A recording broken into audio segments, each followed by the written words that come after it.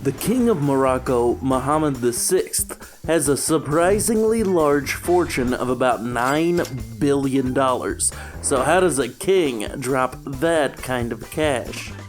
The official residence of the King of Morocco is called Dar al-Makhzen. It's a palace, a church, a seat of power, and a tourist attraction all rolled into one. By today's standards, this palace would cost tens of millions to build. They just don't make classic palaces like they used to. This building has a lot of history, and you really see that in the design. It has a simplistic old-timey look to it with a royal green and gold color scheme. That vibe continues inside when you see huge arcing hallways that probably echo. Then there are fountains, gardens, and places of pure peace. The property is also a notable spiritual center as well as political.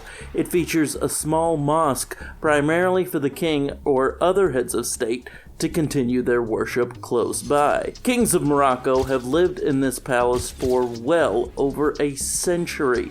The building was constructed way back in 1864 by Mohammed IV. It was then put under French control in 1912, where the home was made the official base of operation for the leader of Morocco in order to keep the power contained to one place. Then it just stuck and is still the seat of power today.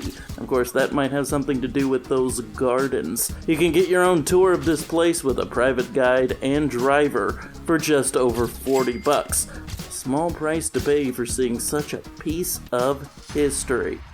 The king's all-time favorite car is his Aston Martin DB7. This car is worth upwards of $151,800. It's also got a top speed of 212 miles per hour and an acceleration time of 3.2 seconds. Knowing the vehicles of world leaders like I do, there's no doubt that this car has thousands of dollars of upgrades as well. I'm talking about bulletproofing, secret exits, and emergency supplies tucked away.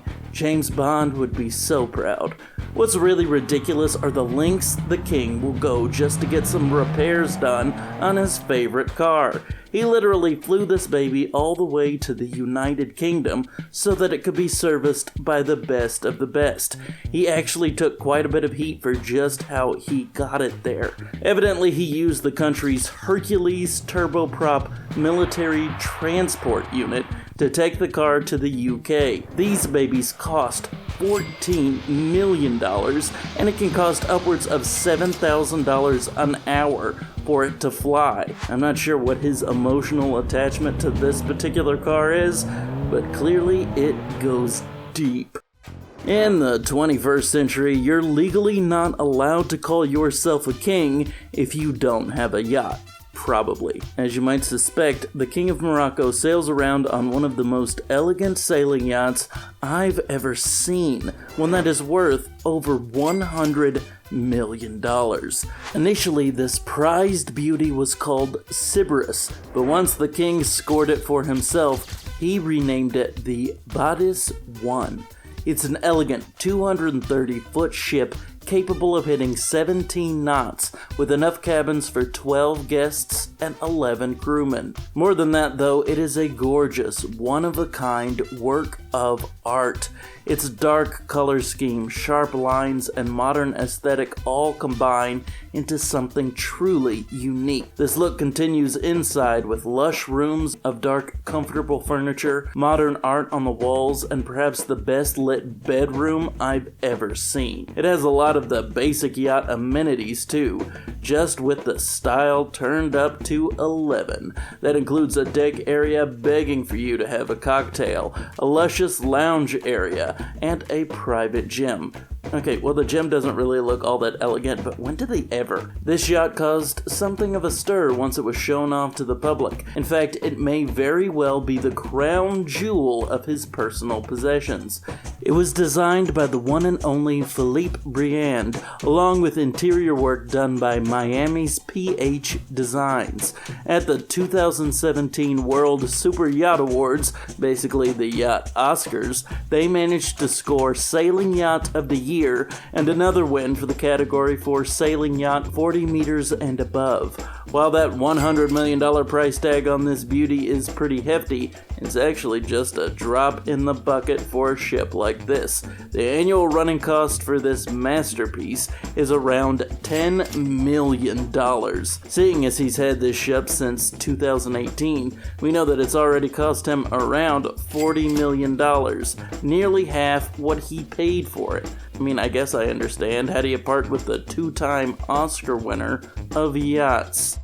Naturally, you can't expect a king to fly around with normal people. Getting to skip security and baggage claim is probably one of the best perks about kingly life. The King of Morocco purchased a royal-worthy Boeing 737 BBJ. This is not some tiny cigarette-looking private plane either. It's a big aircraft that is capable of holding over 63 seats. That's because it's basically the same as a standard commercial 737, but transformed for the private market. They took a great deal of the seats. A typical Boeing 737 holds around 189. Then they traded them out for some comfy, cozy couches, dim, nap-worthy lighting, and a bedroom that looks nicer than many 5-star accommodations that I've seen. Instead of those little bitty TVs they force on the rest of us, the king has his own flat screen. Hopefully he's at least watched Casablanca once on that baby. Considering it's the most famous movie set in Morocco, hopefully it's a favorite of his as well. It's also got more than enough power, capable of hitting 473 knots or 500 miles per hour. As you might expect, the price is pretty wild.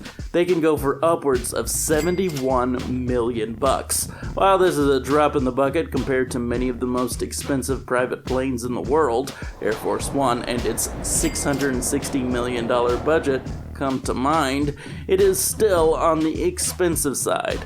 For instance, you can snatch a private plane for under $10 million, so the king definitely went big. Of course, you wouldn't expect him to find a bargain private plane. It seems like being a head of state is like 60% running a country and 40% basically being a royal Kardashian.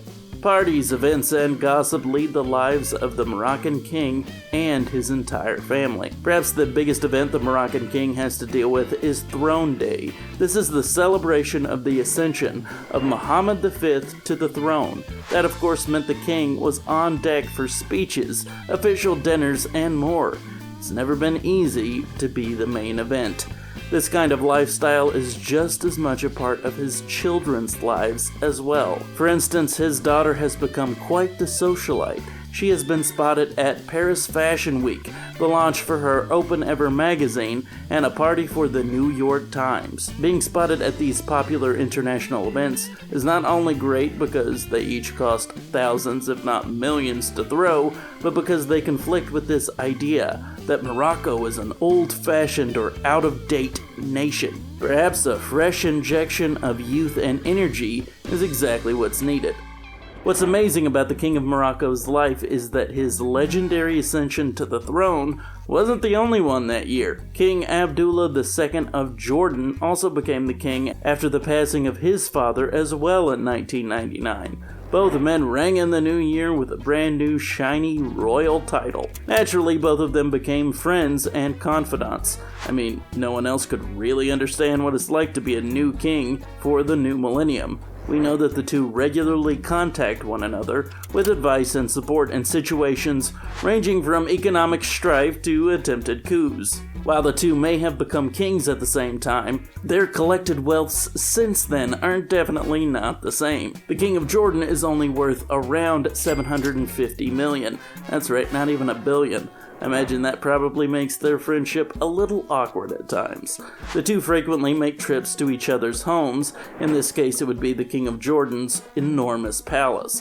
While he might not be as rich as his Moroccan counterpart, I have to say that the King of Jordan's house is definitely superior. It is stately, elegant, and it's just a lot easier on the eyes. Still though, I kind of hope they play Fortnite or something together. The Kings of 99 would be such a tag team. As much as Morocco's king loves to spend in style, he's got nothing on the king of Saudi Arabia's $18 billion. Few do.